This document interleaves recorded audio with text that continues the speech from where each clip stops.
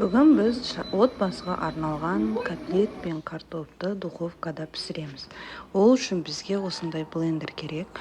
Мен осы блендерді осы ыдыста бүкіл котлетімнің салмасын дайындап аламын.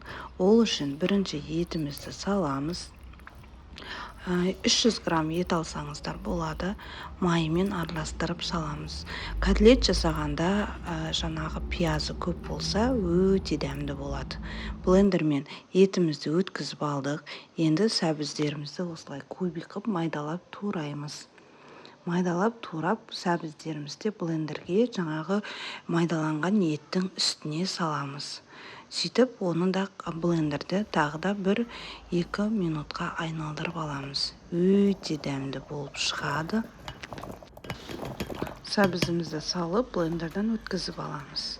Келесінде пиязымызды дайындаймыз.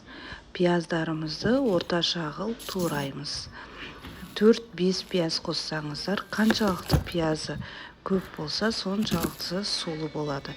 Яғни мен 300 грамм ет, 2 сәбіз, 3 пияз алдым.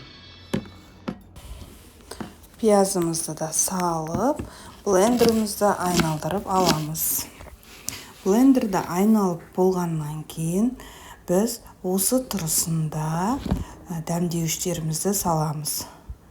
Мына жерде үстіне дәмдеуіштерді. Мен бұл жерде перец, паприка и котлеттің приправасын салдым. Картошкамызды жуып алып, сыртын ашпайсыздар.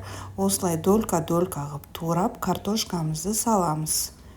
Картошкамызды салғаннан кейін үстіне сұйық май құямыз, приправамызды салып араластырамыз. Сөйтіп 180 градуста ысып тұрған духовкаға 40 минутқа қойып аласыздар. Картошкамызды дайындап, мен үстіне осылай котлетімді қойып шықтым. И үстінен тағы да перманентный бумагамен үстін жабасыздар. Бірінші 30 минутта үсті жабық тұрған күйде болады духовкада. 10 минут қалған кезде үстіндегі қағазды бумаганы алып тастайсыздар.